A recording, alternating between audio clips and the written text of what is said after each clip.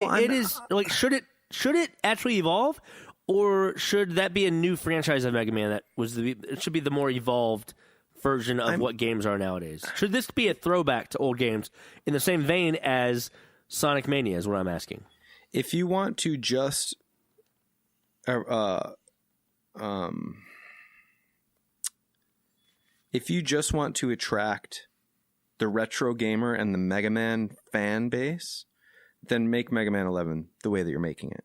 If you want to appeal to the current state of retro platforming games, you have to evolve it. It doesn't mean that you need to be able to fucking fly around and do all these new crazy things, but like one of my biggest problems with Mega Man right now in its current state, Mega Man 11, is this was something they used to do. Mario did this with his fireballs. You shoot two fireballs. If they don't hit anything, they keep bouncing until they go off the screen. Then you can shoot two more fireballs. Mega Man was always that way too. You shoot three balls out of your blaster. If they don't hit anything on their way off the screen, you have to wait until they go off screen. I mean, there is strategy to that, though. There's strategy to that, but it's such a dated mechanic. Because I get it.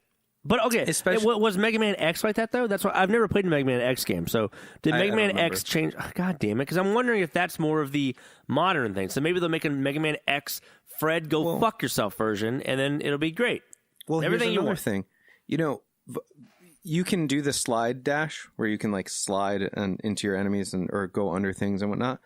But for instance, you can't slide dash into a long jump. Like it doesn't propel you forward. Like, there are just little things that they could have added that would add more depth and more mobility without making it so much of a step that people would say, like, oh, this isn't Mega Man. Like, this isn't what I wanted. Well, they just literally, they made me feel like I was playing the Nintendo again. And some people are probably, like, excited about that. But I don't know. Maybe the game just wasn't made for me. I mean, neither was fucking Donkey Kong's Riff Raff Freeze, whatever the fuck. Tropic Freeze. Everyone loves that shit. So maybe you're just a fucking idiot and everybody hates you and everything you like. But everyone loves everything you hate. I think that might be true. But anyway, I wanted to give a shout out to the games that amounted to what I think is a revival. Shovel Knight was a big part of that. Everyone loves that. It's a good game. Those are both good games. Hollow Knight, Undertale, The Messenger. And then even into 3D platforming, A Hat in Time, Yooka-Laylee, Mario Odyssey. I mean, like more AAA then. Yeah, or just 3D platform in general. But yeah, I see what you're saying. Yeah, Minute is not 3D. Did you just put Minute in the 3D category? Minute was in the 3D part, but no. Yeah, Minute belongs in the 3D Minute category. Is not a fucking... I mean, Minute's a fine game, I'm sure. But it's not a goddamn 3D... It's not AAA. I mean, you could beat the game in like 2 hours or something. It's fine. Can I finally start talking about fucking Spider-Man? Well, I'm going to let you talk about The Messenger first, but can we move the fuck on? Yeah. I feel like I'm the only one talking this episode. No, you're full of shit. I'm letting you do your thing, and I'm giving you criticism on why you're a fucking idiot and you believe these stupid things that you're saying. Perfect. Hopefully you'll hear that whenever you go back and listen to it. But I probably will. All right, next section. So, games that we're playing. This week, I had the pleasure of playing The Messenger.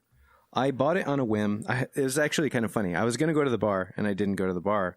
I ended up just coming home, and then I was like, well, I would have spent $20 at the bar, so I'm going to spend $20 on The Messenger. So I picked it up, and I could not be more happy that I picked this game up.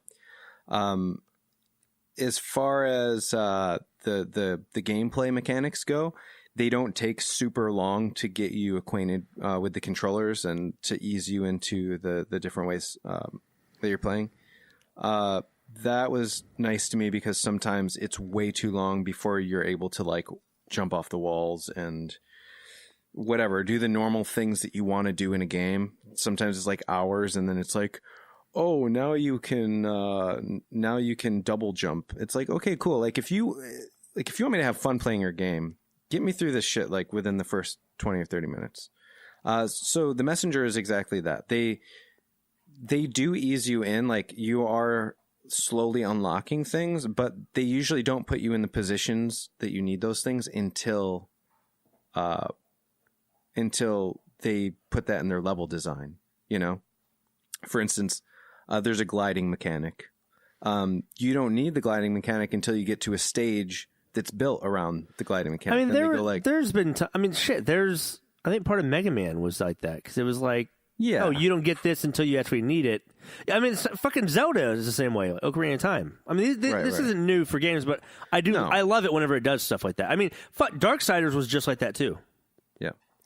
But this game, okay. I just want to start by saying this, because when I wasn't originally going to buy The Messenger because I think this is a disservice, as a lot of people were saying, like, oh, it's like the new Ninja Gaiden or something. First of all, this game plays nothing like Ninja Gaiden. The only similarity that it has is that you're a ninja. You have like a sword and you can shoot like shurikens or whatever they call them. It's very comical. It's quirky. Like, there's weird shit in it. I was not expecting it to be. You told me it's funny. It looked like a very serious type of game. Well, and that's what I was saying. I wasn't really interested in it. It didn't seem like it had a whole lot of character. What I thought that the game was banking on was that whole mechanic where you're switching between 8-bit and 16-bit, which I've played the game for about 2.5 hours or so, and I still haven't come across that yet. So the game definitely doesn't lean on that. Like, the game is great as a base game. So when I get to that, like, I assume it's just going to be an added bonus, to it. But it's very funny. The dialogue between the main character, like, he's not a silent main character, which I love. The dialogue between him and some of the NPCs is like some of the funniest, wittiest, most like intelligent banter that I've seen in a game in a long time. The little shop that you periodically come by, I won't spoil it, because it's really cool the first time you walk in, and you just kind of like they still use panties, just like in Japan. They vending machines. But anyway, it's really cool. It caught me off guard because, like I said, I mean, and same for you. You didn't think that it was going to be comical at all. Right, but although you know what is comical? If you're on subreddit and you go to the subreddit, stepdad reflexes. I think there was like a subreddit called Dad Reflexes. It's like dads catching and saving their kids. This is the complete opposite of that, where they just fuck up and like the kids fall the fuck over, and the dad's like, "Oh shit, god damn it!" It's funny as fuck. Anyway, whoops. Oopsie, like this one. The one I saw was this kid fucking sitting trying to tie his second shoe on an air mattress, and it was a little bit deflated, and the fucking dad just jumps on the air mattress, and the kid goes flying up in the air like 6 fucking feet and just starts bawling his ass off. And then like the dad tries to console him, and the kid's like, "Fuck you," and fucking runs off. Anyway, continue. Sorry. Well, I'll leave it at that for The Messenger. I think this is a game that's you have to play it to understand. It controls extremely well. It plays so well. Yeah, it's worth every penny. It looks good. I have too much right now. I have too much. Yeah. Well, believe the hype. If you have the extra money and time, get The Messenger. I mean, that was one of the first games you talked about on the show. Yeah, because that's true, because it was in one of the Indies showcases months ago. I'm going to quickly also run through another game, A Hat in Time. So A Hat in Time came out almost an entire year ago. It came out on October 5th of 2017. When I originally saw this... that was right around the time that Odyssey came out then. Yeah. Yeah, when did Mario Odyssey come out? It came out last fall, like around October or November. Yeah, it came out, it looks like maybe about 3 weeks before Mario Odyssey did. And so I think at the time I was thinking like, okay, cool, like, 3D platformer, but like me along with everyone else was psyched for Mario Odyssey. And I was like, I'm not going to play this, second rung 3D platformer. Like, it didn't appeal to me in the same way, because I was like, Mario Odyssey is life right now. So yeah, no, I remember. Even after beating Mario Odyssey, like, I considered it. I looked into A Hat in Time. I read all the reviews. I watched videos. And at the end of the day, I was like, it just doesn't look like it's as good. Like after playing Mario Odyssey, the only thing I could think was like... And so do you still think that way? So I played A Hat in Time the other day. I played for 2 hours straight, which never happens. It's so fun. The world is so full of things. The mobility in the game is even more so than Mario. So you immediately start off with a double jump. You can dive. You can, if you run and then jump. You're telling me this is better than Odyssey? I'm not going to say it's better than. It is on par with Super Mario Odyssey. Like, it is, to me, just as fun, if not sometimes more fun. There's just so much. And like, it feels great to play. Like, I love the art style, by the way. The art style is really cool. It's a very polished game. In fact, even in some ways more polished and has more personality than Super Mario Odyssey does sometimes. And that's starting right from the intro screen where everything's animated. So basically this was a Kickstarter game. They hit all of their goals basically. They have a score in this game that was scored by the guy who did the Banjo-Kazooie soundtrack. I don't know what's fucking. How might I know that shit? Almost everything, almost every character, and almost every little bit of dialogue in this game has voiceover, which I don't necessarily love. So if I'm being completely honest, I skip over a lot of it, which I think that the developer probably thought like, okay, we're really gonna fucking polish this game out. Like everything in this game is gonna be top notch, and they did it. I mean, they fucking nailed it. I don't think that the voiceover was quite as important. I mean, there's not a single voiceover, I don't think, in Mario, and it didn't need it. But anyway, I cannot recommend this game more. Just two fucking indie games. Big surprise, everybody, that Fred. Yep, but fucking... these are both indie games that are like up there, like The Messenger. You ever played a AAA game before, Fred? Of course. The Messenger, give me the last one you played.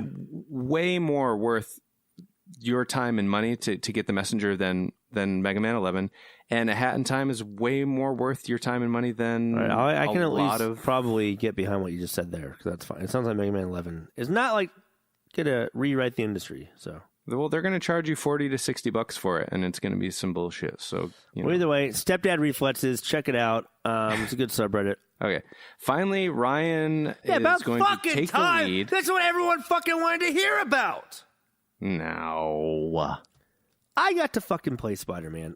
Oh, no spoilers. No spoilers. You think I'm going to give spoilers, you fucking cocksucker? You just did. What did I say? You said you've been playing the Spider-Man. I fucking hate you. All right, so I've been playing Spider-Man. Stayed up super late the other night doing it.